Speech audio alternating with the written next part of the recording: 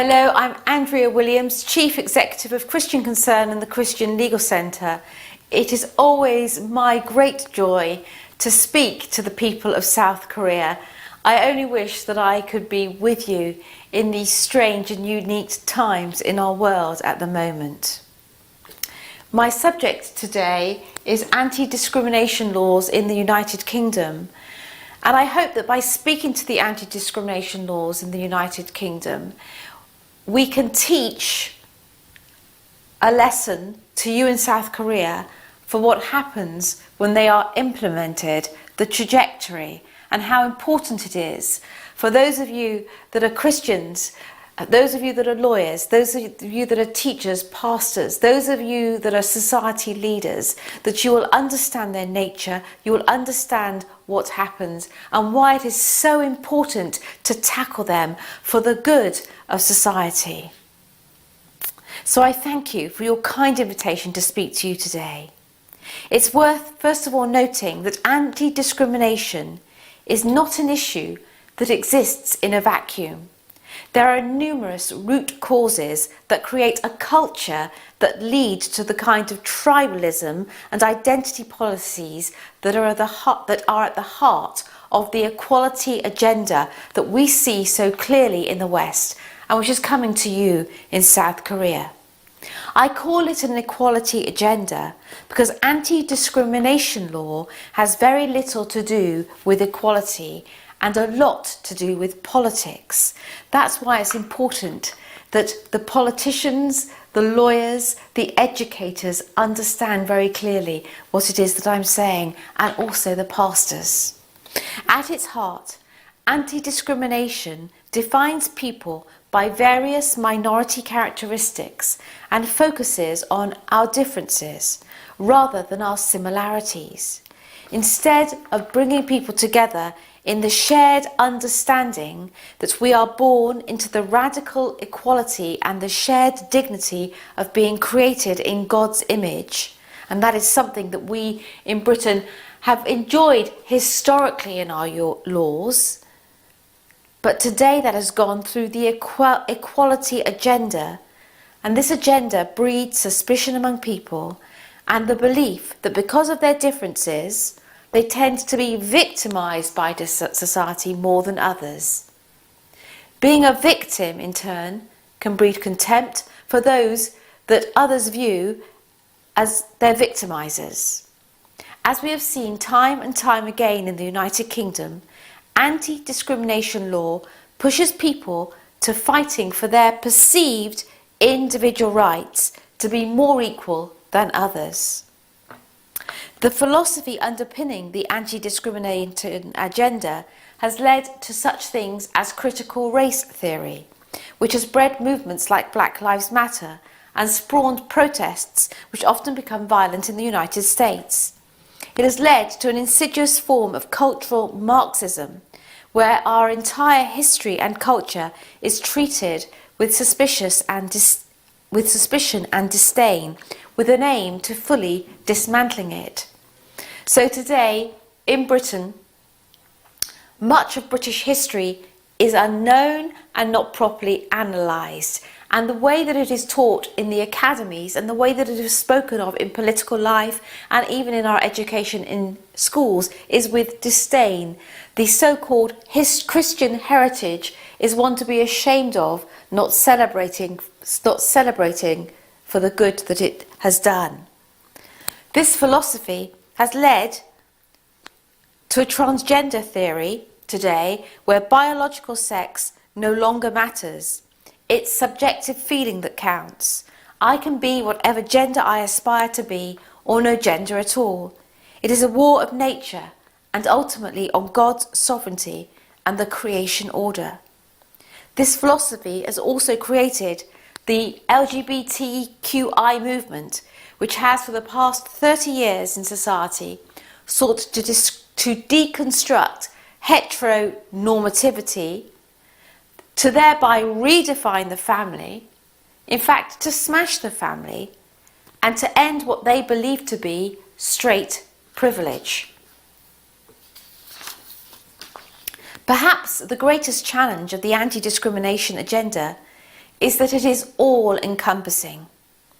It usually starts in the area of employment or housing, and then it expands to the provision of goods and services. However, where the agenda is most advanced, like in the United Kingdom, it then tries to take over how we educate our children, how we run our churches and define our beliefs, and it even tries to censor our speech and challenge the very beliefs that we hold as Christians, suggesting that they are not worthy of respect in a democratic society. Suggesting that they are not worthy of respect in a society based on equality considerations. The result has been the mainstreaming of anti-Christian bias and anti-Christian discrimination into the cultural fabric of the United Kingdom.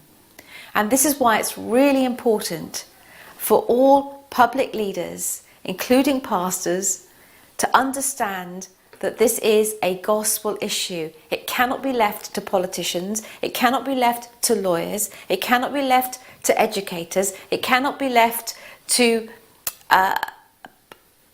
government. It is something that is firmly needs to be dealt with within the church and within the church's people. Anti-Christian bias is a predisposition against an individual or a group, wholly or partly due to their Christian beliefs or practices. Who would have thought that this could possibly happen in the United Kingdom? Well, it has. Who would think today that it could possibly happen in South Korea? Well, it could. So, anti-Christian bias first includes stereotyping Christians in a negative fashion, or representing Christian beliefs as oppressive, or backwards, or irrational, or hateful. It deals with mainstreaming the equality agenda, so mainstream and applauding and celebrating gay icon figures, and any that don't celebrate but continue to speak Christian orthodoxy on the subject are vilified as hateful and backward and irrational and not with the times.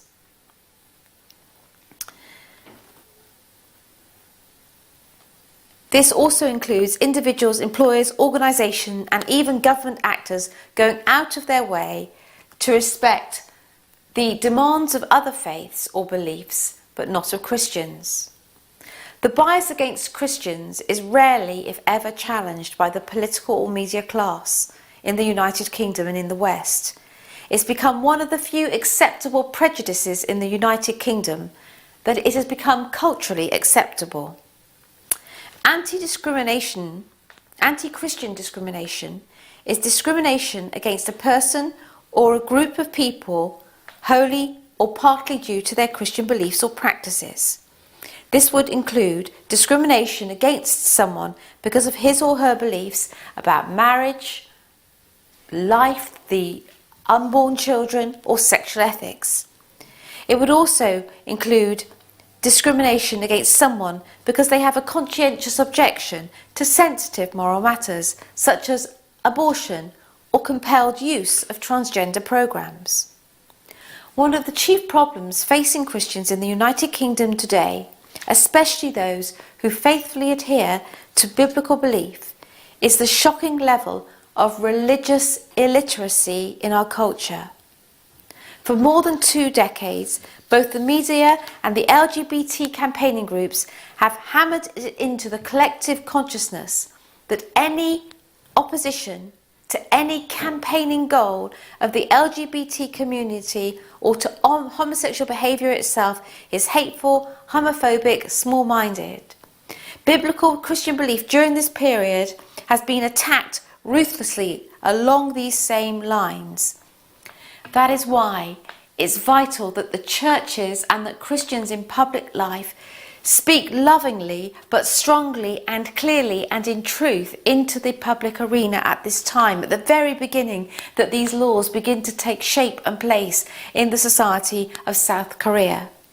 In our nation, the Christian voices that have dissented have been very few. Churches have far too often not defended biblical belief, but have instead gone quiet on it, sought to be loving and caring, sought to say very clearly, we are places of welcome, we do not judge, which of course is true, but then not to say anything about the truth of God's moral code.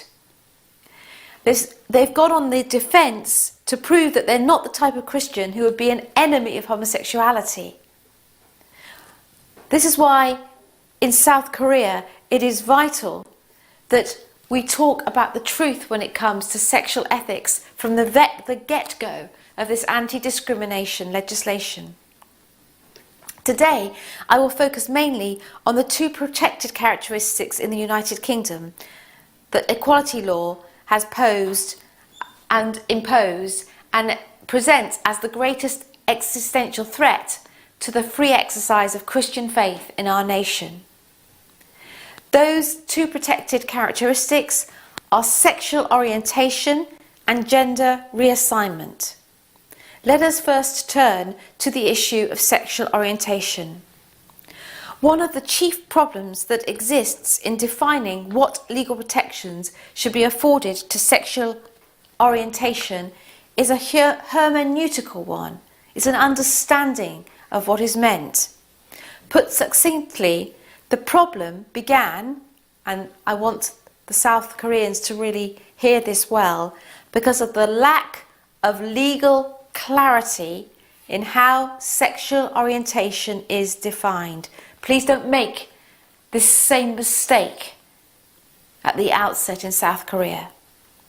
When the Equality Framework Directive 2000 was being drafted, which would later create a legal obligation upon all European Union member states to adopt their own in-kind anti-discrimination legislation, it originally stated this, that with regard to sexual orientation, a clear dividing line should be drawn between sexual orientation, which is covered by this proposal, and sexual behaviour, which is not. Now, this clarifying statement never made it into the final binding directive. And so the confusion of whether sexual practice was included in sexual orientation has been inherited by the member states. What this means is that sexual orientation and sexual behaviour now becomes one. First of all, the notion of sexual orientation in the first place, that somebody is innately born gay, there's an issue with this. But now it in and of itself expands to mean protection over sexual behaviours so that they cannot be critiqued. The British Parliament has failed to cure this lack of legal certainty. So I think that what's important in South Korea is for you to understand this. When there is an anti-discrimination protection around sexual orientation, it means sexual practice. It means the celebration, the full protection, the promotion of homosexual ideology, fully blown homosexual relationships in society and the promotion of them. And so, as a minimum, this needs to be made clear from the start so that you can ensure conscience objections within the legislation. Or you need to say that sexual orientation does not extend to sexual behaviour. This, of course, already seeds the notion of sexual orientation, which may well, in and of itself, also be a difficult thing. Parliament had opportunity to cure this at various points, but it never did, because the lack of clarity in law can be useful. When defining sexual orientation in Section 2 of the Employment Equality Sexual Orientation Regulations of 2003, it simply used the circular definition that sexual orientation means one's sexual orientation towards persons of the same sex, persons of the opposite sex, or persons of the same sex or opposite sex. A nearly identical definition continues to be used to this day through the Equality Act of 2010. This confusion is compounded because sexual orientation can mean many different things depending on who is defining it. For some, it means sexual attraction. For others, it means their behaviour as well. This is particularly problematic because it suggests that moral opposition to sexual behaviour is somehow discriminatory. Others wish to include it as a worldview. This category of people suggests that any opposition to the LGBT campaigning points includes same-sex marriage, same-sex adoption and LGBT education of our children is homophobic and should be prohibited by anti-discrimination law. Let's turn to this latter category of people first. If you take away anything from today's talk, let it be this. Being homosexual and LGBT campaigning are not synonymous. Being homosexual is about how you live out your life. LGBT campaigning is about political activism and worldview. Not all people who choose to be homosexual are LGBT campaigners, and not all LGBT activists are homosexual. Presently, universities across the country offer courses in gay and lesbian studies where things such as ethics, queer philosophy, political science, sexology and the social construction of sexual identity are discussed.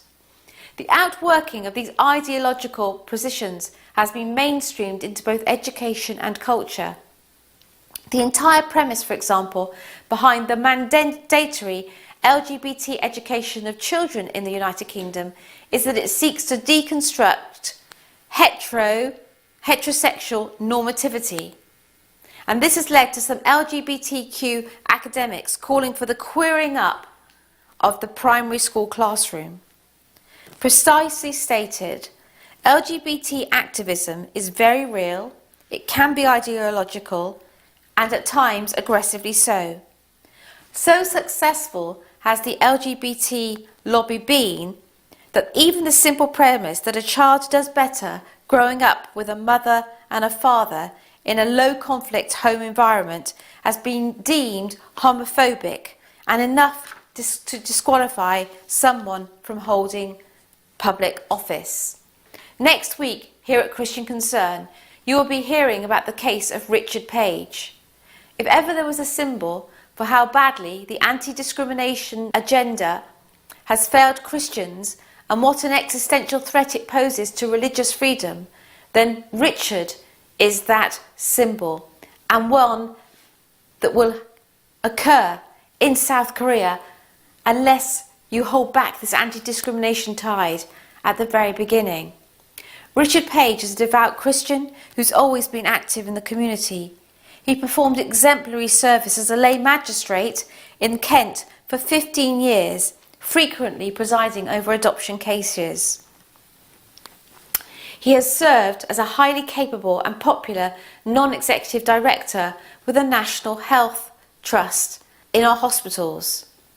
In 2014, a social services was circulated among the magistrate judges, making sweeping statements about how new research findings suggested that an adopted child fares best when placed with same-sex couples as opposed to being placed with a mother and father. Richard disagreed with the report when it was presented to him in one of the adoption cases that he had to decide on. He said to two other magistrates behind closed doors that his first and foremost responsibility was to rule for an outcome that was in the best interests of the child. In this particular circumstance, the child had lived for 3 years with a married mother and father. Two gay men wanted to adopt the child, and Richard said that the child would do best to stay with the married mother and father. He also said that he believed that the social science showed that children do best with a married mum and father, and wanted to bring evidence to show a different viewpoint from the report that he was being presented with.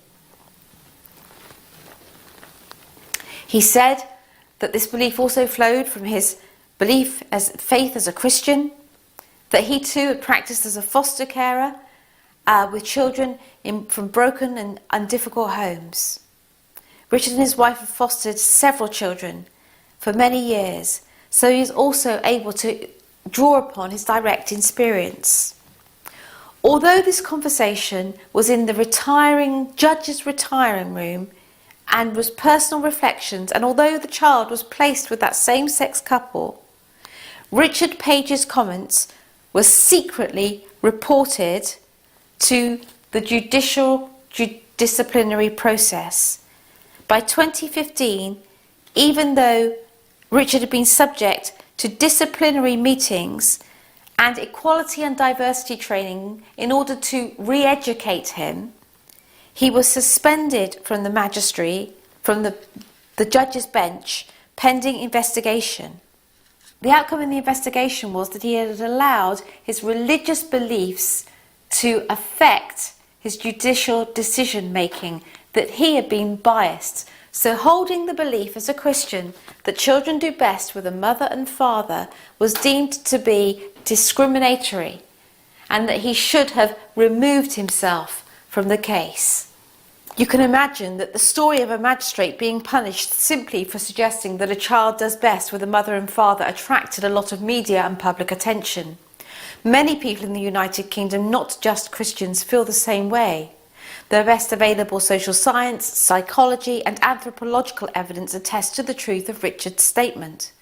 More than that, members of the judiciary, even the President of the Supreme Court and former head of the Family Division, frequently appear in the media here in the UK to express their views on such boldly contested issues. But they do so without punishment and are often celebrated for their desire to liberalise the law. This was not the case with Richard.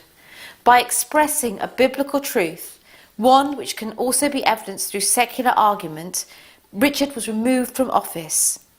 Just as egregious, the National Health Service also dismissed him from his position, even though his portfolio in the National Health Service had nothing to do with parenting issues or public policy. It was to do with finance. The National Health Service suggested that even allowing Richard to continue in his position might mean that LGBT people would be scared of seeking medical help if they were ill. This statement alone shocks the conscience. The idea that a Christian in a non-medical role who never sees patients could dissuade a sick person from getting medical treatment simply for believing a child does better with a mum and dad would be laughable, if not for the fact that a good man has lost his job and his reputation as a result of this type of thinking. The problem of how sexual orientation laws have ravaged religious freedom doesn't stop there. Let's start with a brief piece of history.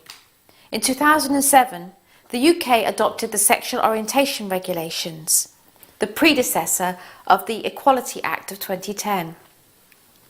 In 2007, the same year the regulations were adopted, so bear this in mind if you are adopting anti-discrimination legislation, there were 14 Christian adoption agencies in the UK, 11 Catholic adoption agencies in England and Wales, 2 Roman Catholic adoption agencies in Scotland, and 1 evangelical adoption agency in England and Wales.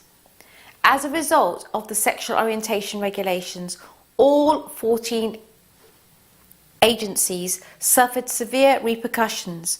Of those 14, several of which have existed for hundreds of years or more and were credited with placing the most difficult children into families, 11 of them were forced to remove their Christian ethos and become secular-sounding agencies, or they would go out of business completely.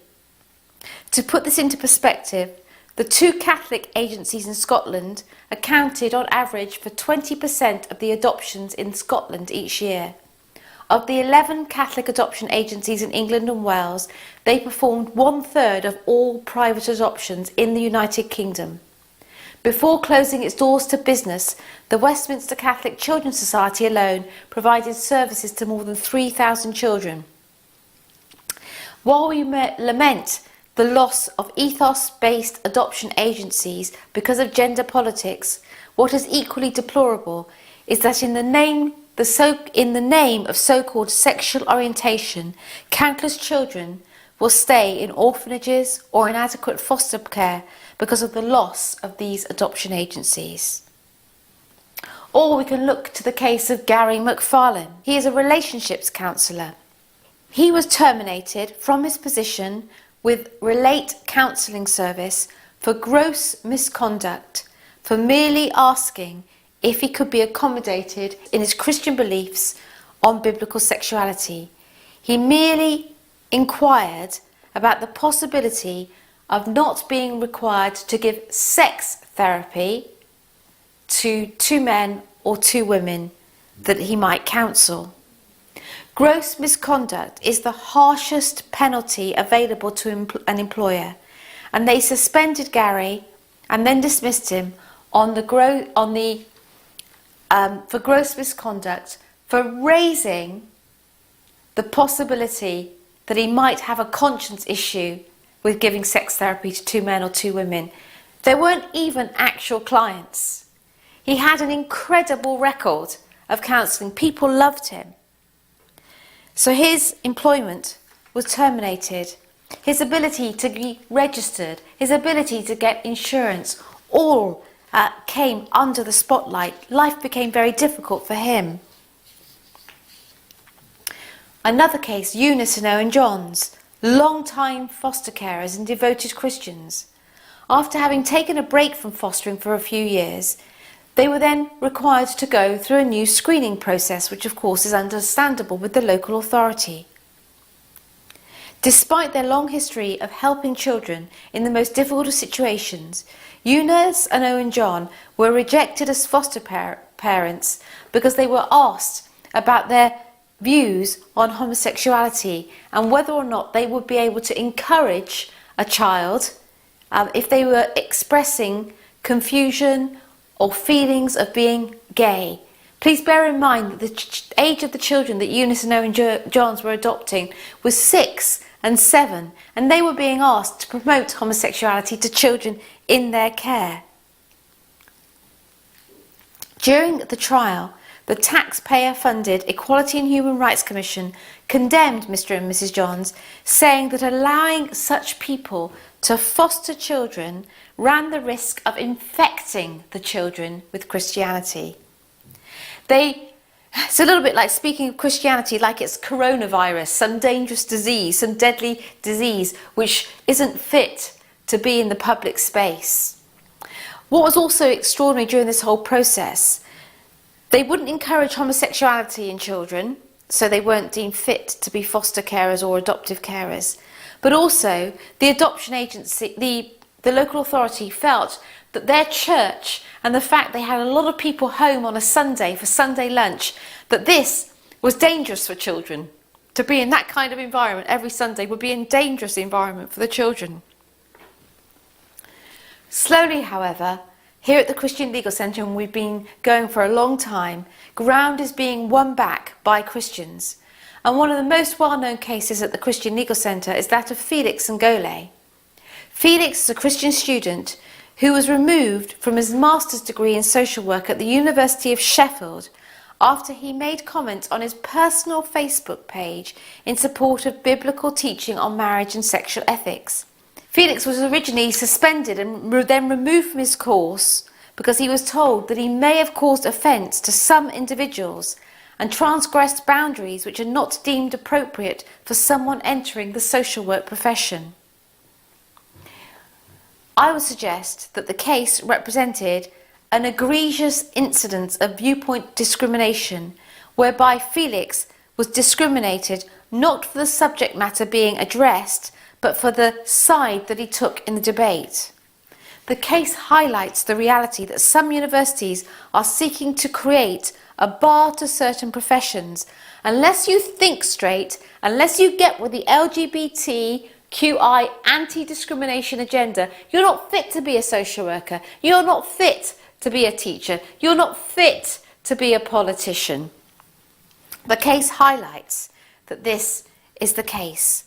Counsel for the University of Sheffield, Sarah Hannett of Matrix Chambers, one of the most famous barristers' chambers in the country, told the court that the university's policy is not just that the services must be provided without discrimination, but that they must be seen to be provided, that they must be provided without perception of discrimination.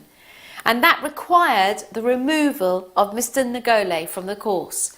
So a Christian with orthodox views on marriage, if that is perceived as someone who discriminates, should not be a social worker, should not be a counsellor, should not be a teacher. Sarah Hannett denied that there was a nexus, a connection between the sharing of his opinion on biblical marriage and his Christian faith. She then went on to argue that in fact Felix was not removed for what he said, but because of the way in which he said it, which was in fact quoting from the Bible. The reality, of course, is that this is a distinction without a difference. The genuineness of this argument also smacks of dubiousness, as no students from the University of Sheffield who have used their Facebook pages to promote social views which the university agrees with, including on issues involving LGBTQI issues, have ever been punished. The High Court found against Felix and the case was appealed. Before the Court of Appeal, counsel for the University of Sheffield, Sarah Hannett, went so far as to say that even Mother Teresa of Calcutta would be barred from social work if she had expressed her views about homosexuality. She argued that even speaking against same-sex marriage in a Bible study should be enough to exclude you from a social work profession. In a sense, she went too far, because on that day in that court, reason won the day, and the Court of Appeal overturned the lower court's earlier ruling, making it clear that the expressing of a Christian opinion is wholly different from engaging in an act of discrimination. The court said Felix had never discriminated against a service user, nor was there any indication that he ever would. Let me just say that this is also the case for Eunice and Owen Johns. They provided the best situation for their children, nor is this the case for Gary Mcfarlane, who was the best kind of counsellor. This case stands for the fundamental principle that the Christians enjoy the same freedoms to express their opinions as everyone else in the public sphere, without fear of being expelled from their profession of choice or otherwise punished. Despite this victory, the equality agenda still poses a very real threat to Christian freedoms. As I mentioned at the outset of this presentation, equality law typically starts off with relatively humble goals, but then slowly expands into every sphere of our lives, including those that relate to the free exercise of our Christian faith and how our children are educated. In Europe and in the UK, schools are legally obliged to respect the way that parents wish to raise their children in accordance with their Christian faith. However, with the introduction of the Equality Act in 2010, the Department of Education made it mandatory that the various protected characteristics, including sexual orientation and gender reassignment, should be promoted. Little guidance was provided to schools, but one thing was clear. The various educational bodies, locally and nationally, encourage schools to promote LGBT education. It has got to the point in the UK that the government has adopted new education regulations requiring schools at the secondary level to teach LGBTQI elements in all schools, including Christian schools, with no right of opt-out. Primary schools are also under heavy pressure to engage in LGBT issues. I think that many of us have had, historically, in the United Kingdom, an implicit trust in the education of our children by the state. Again, what I want to say to you in South Korea is keep your children safe. Understand what it is that they are being taught.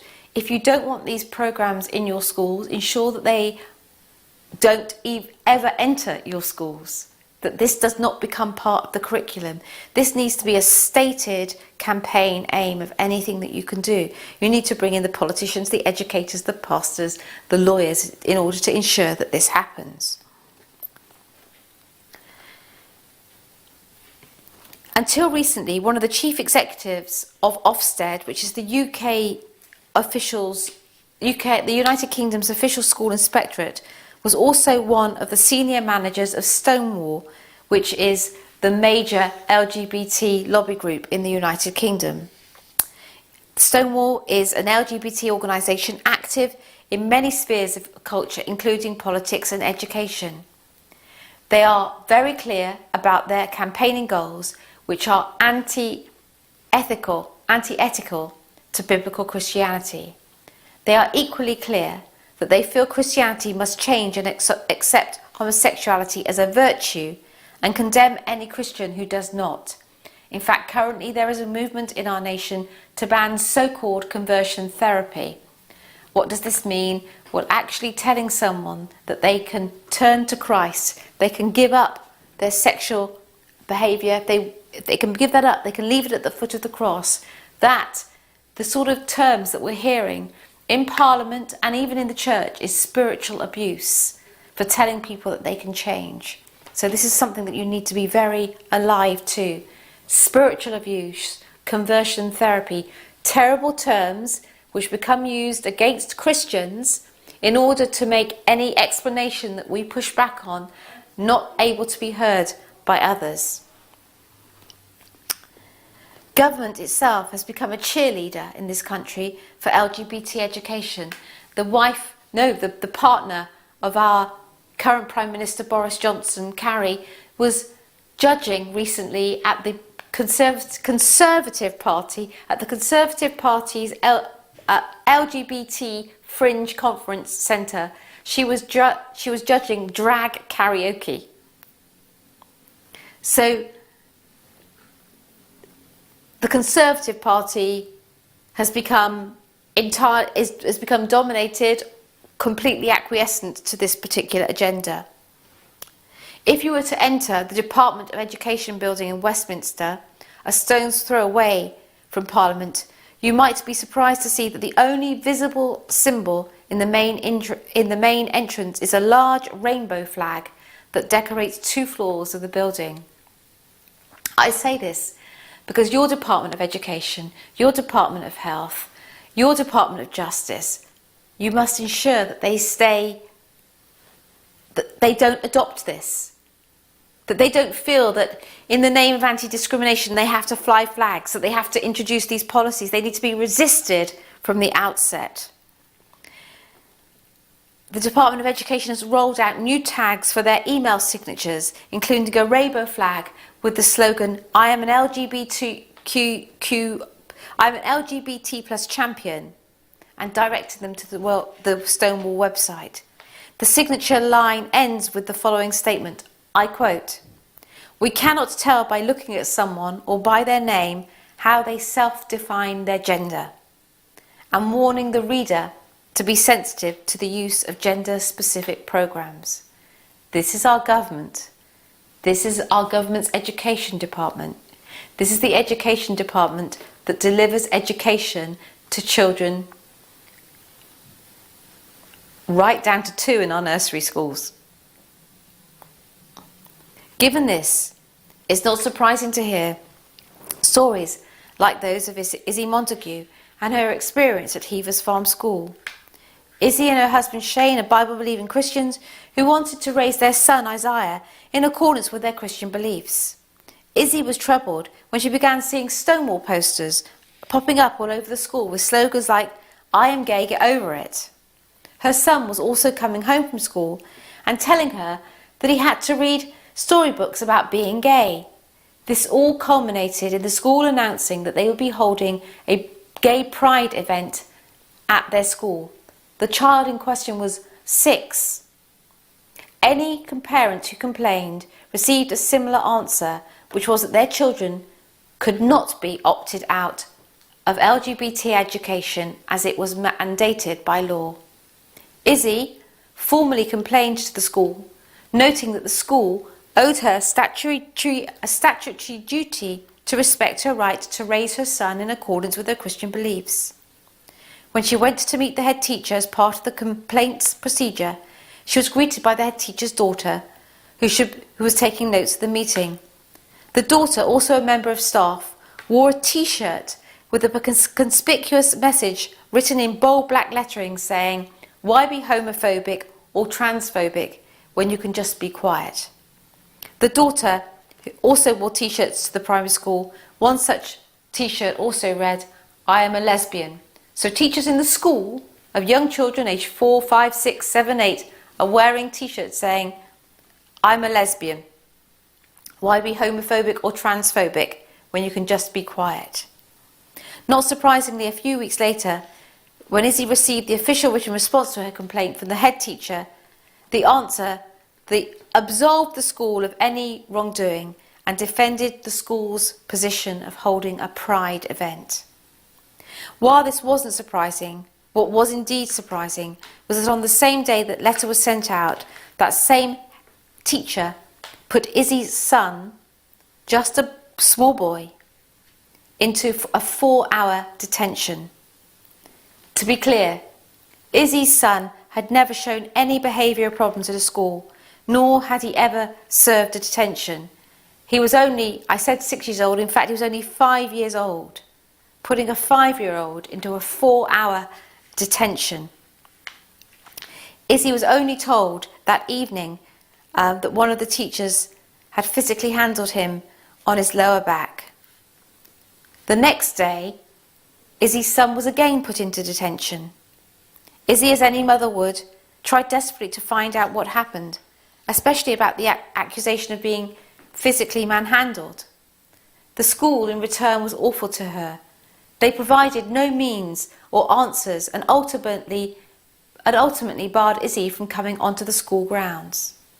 Izzy's story is becoming symbolic of the disdain equality and education activists have for the role of parents in educating their own children.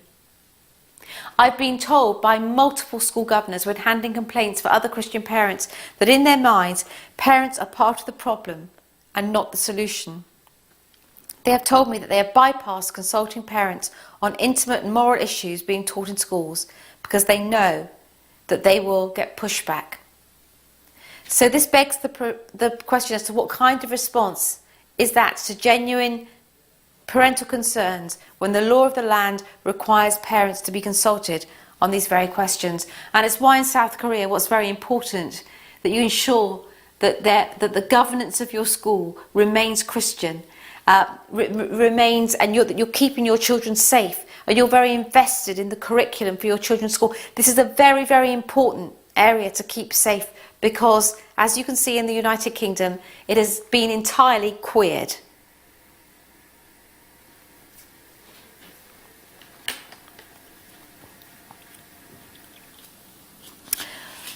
Our failure in the United Kingdom to understand where anti-discrimination leads has led to the systemic and systematic punishment of people with deeply held biblical beliefs.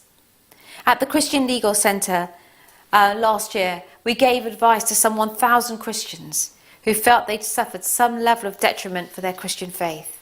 The centre is currently supporting more than 50 court cases involving Christian freedoms that are live in court, that are active. These numbers are unacceptable for a nation that for so long identified with Christianity, one which has given birth to some of our most famous global evangelists, theologians and reformers. The other protected characteristic I would like to address today, because it's also very damaging to both Christian freedoms and to the culture at large, is gender reassignment. Nigel and Sari Rowe are Christian parents who hold and wish to instill in their children a biblically centred belief in gender, beliefs that would include Genesis 1:27, where Scripture says, "So God created man in his own image, in the image of God he created him, male and female he created them." Or Matthew 19:4, where Christ says, "Have you not read that he who created them from the beginning made them male and female?" In seeking to raise their children to the Christian beliefs, Nigel and Sally Rose sent their two sons to a Church of England primary school on the Isle of Wight. Within 2 school years, both of their children, aged 6 and 8 at the time, found themselves in classes with boys who, under their parents and the school's direction, were going to school identifying as girls. Because of the confusion and discomfort suffered by their older son, Nigel and Sally Rowe took him out of school to be home educated. When the school informed Nigel and Sally Rowe of their plan to adopt a transgender affirming policy in the school,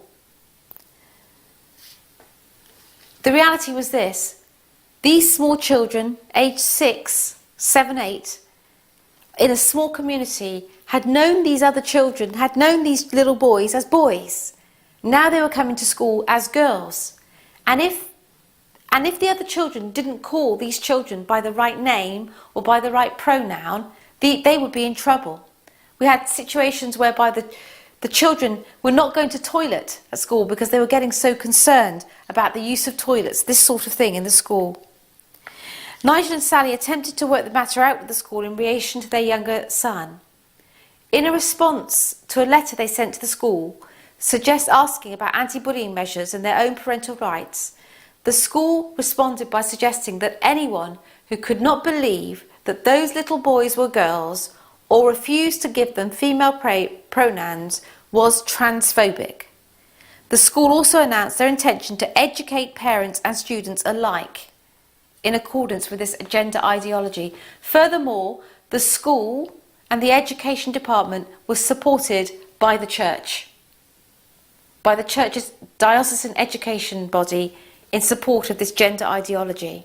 So the church, a church school, capitulated to the state agenda, and the true Christian parents who were seeking to protect not just their children and others, they were punished as transphobic.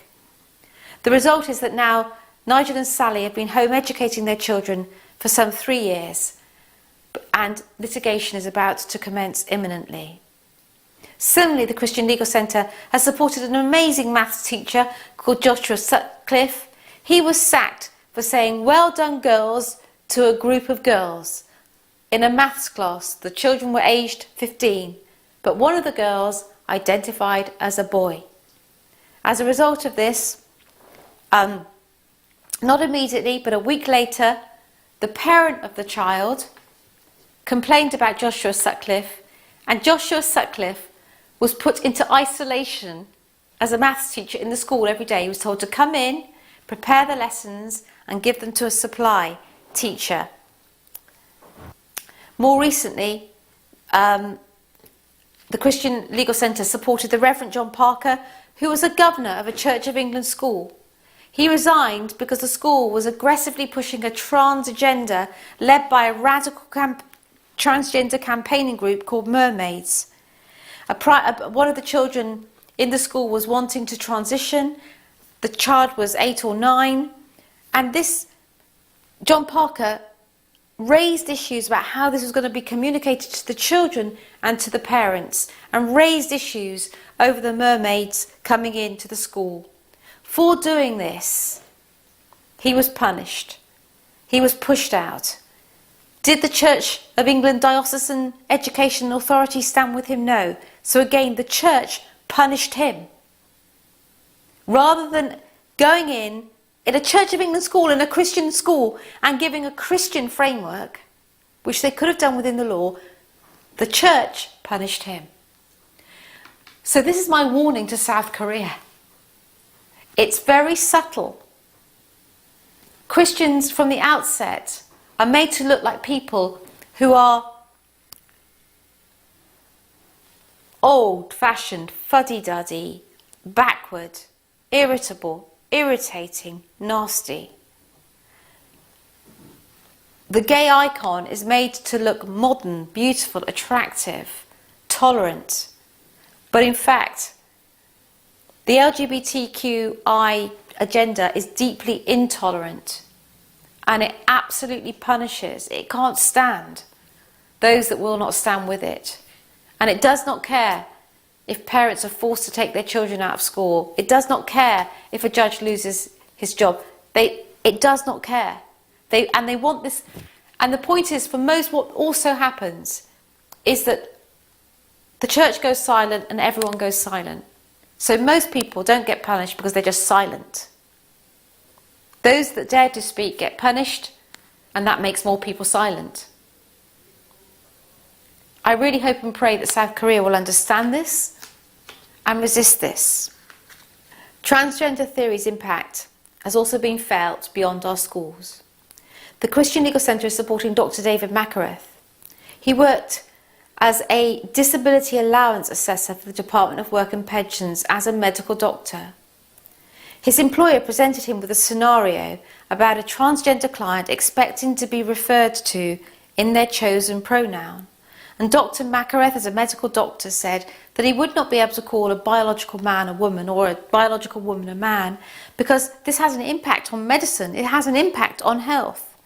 His comment led to disciplinary inquiries and further training by his employer, followed by a warning that he would be very likely to lose his job should he not comply with the transgendered person's wish and refer to them by their gender pronoun. In the final email exchange with his employer, Dr. Mcfarlane was instructed to follow the process as discussed in your training, or in the alternative, if however you do not want to do this, we will respect your decision and your right to leave your contract. To which Dr. Mcfarlane replied, I am a Christian and in good conscience cannot do what the department is, again, a government department of work and pensions, is requiring of me. So a government department in work and pensions is forcing a medical doctor to sign a medical document as a lie and is forcing him to lose his job. So Dr. Mcfarlane felt coerced to leave his work and did so with great sadness in June of 2018. He was suspended from his duties during the same month, followed by a summary dismissal. He went on to say publicly, no doctor or researcher or philosopher can demonstrate or prove that a person can change sex. Without intellectual and moral integrity, medicine cannot function, and my 30 years as a doctor are now considered irrelevant compared to the risk that someone else might be offended. Please pray for Dr. Mcfarlane as his case continues. We sincerely believe that the case will set an important principle and precedent for Christians in the United Kingdom. In bringing this talk to a conclusion, I would just like to thank everyone for their deep desire to keep Korea safe from this type of cultural influence that we have had in the UK, which has led to a strong suppression of Christian exercise in every sphere of life. You are the frontline warriors for what is good and what is right and what is pleasing to God in your nation. In the United Kingdom, I do believe that we have lost our way. Views that show dissent from the sexual orthodoxy of the day are punished and shouted down. So we need people like you to learn from what has happened to us. People willing to stand up for the truth, no matter what the consequences, but people to understand what comes and to resist it from the outset. Do not be naive. Do not be naive. Do not, in fact, have the Christian naivety. Truth and grace, grace and truth. Understand from what has happened to us what will come, unless you resist, because it's your children. It's your children's lives that will be at stake. I thank you for taking a brave stand. I thank you for what you do. God bless South Korea.